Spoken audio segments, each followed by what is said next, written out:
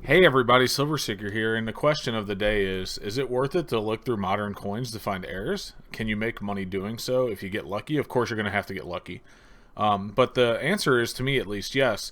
Now this coin here didn't come out of this roll, but this is a roll of uncirculated 1972 pennies that I was actually able to pick up at a bank for just face value.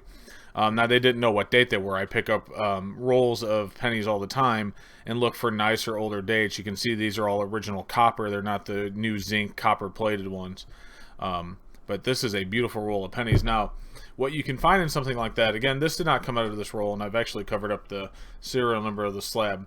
But this is a 1972, this is an MS64 red, 1972 double die obverse Lincoln cent. And what that basically means is there's doubling on the letters and other parts of the coin on the front of it. That's why it says obverse, where this is the reverse. The front is called the obverse.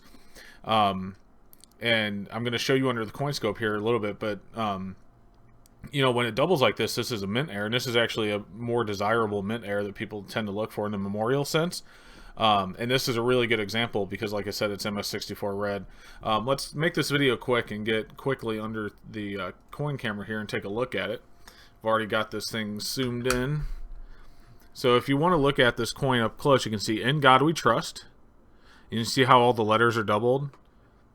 And we'll go down to the date. You see 1972, how all four of the numbers there are doubled.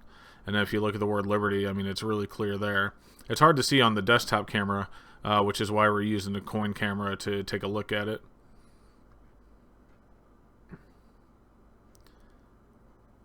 But this is a really, really good example of, you know, a double die obverse coin, and this is a beautiful specimen.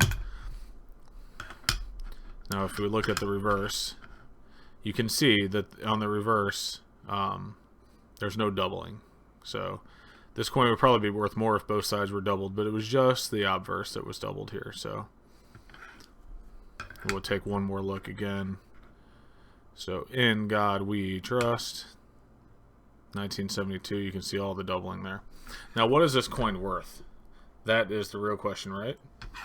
So this coin in this condition is worth about $350. Now, this roll of coins right here, which are all 1972 pennies, they're all roughly the same condition as this coin. So if I got lucky and found a 1972 double die obverse penny out of this roll, I would hit the jackpot. However, I have looked through this roll. It doesn't exist.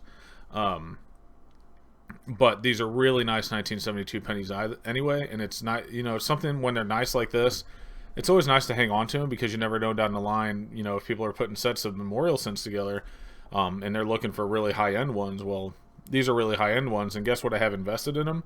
Nothing. I mean, I have the 50 cents that the roll of coins is worth, so I'm literally sacrificing no money to hold on to it, hope that it goes up, and if it goes down, or, well, it won't go down, but if it, you know, ends up never being worth anything, and I end up just spending the roll or, you know, passing them on to an ancestor, you know, 50, 60 years down the line, whatever, it's not going to hurt me because I've spent no money on these. There's no money invested outside of its face value, so I could go out and spend this right now and I've lost nothing.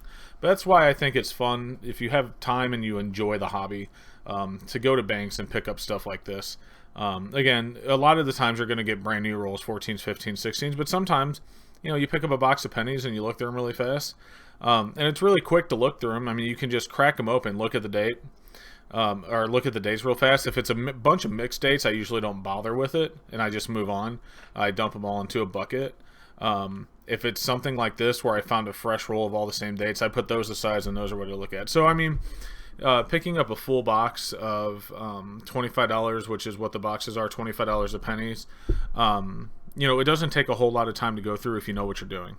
You just look really fast, you see, all right, these are all mixed dates, this is junk, you throw them in there. Or you look really fast and be like, all right, these are all 15s, this is junk, you throw them in a bucket. And then you take them back up to the bank. So my bank, for example, has one of the coin counters, where as long as you have an account with them, you pour all the change into the coin counter, it counts it up, it gives me a slip, and I take it up to the counter and I deposit it back into my bank account. So I guess, you know, my time investment is I don't have to re-roll them. My time investment is almost completely nil, in my opinion, outside of the fact that I enjoy doing it. I mean, yeah, I have to go to the bank and get them. Yeah, I have to spend 20 or 30 minutes looking through them. But I actually enjoy doing it, so, you know, I consider it fun. It's, like I said, it's a hobby. But, you know, it can pay off. So something like this can come out of something like this that you paid almost nothing for, and you make a huge profit. Like I said, this is a $350 coin in this condition. I don't know if I've already said it. If I didn't say it, this coin in this condition is worth $350. Comes out of something like this, or it can come out of something like this. So if you enjoy it, it's definitely worth every once in a blue moon just picking up a box and, you know, trying to get lucky. It's like buying a lottery ticket, except for you're investing no money. All right, guys, I'll talk to you later.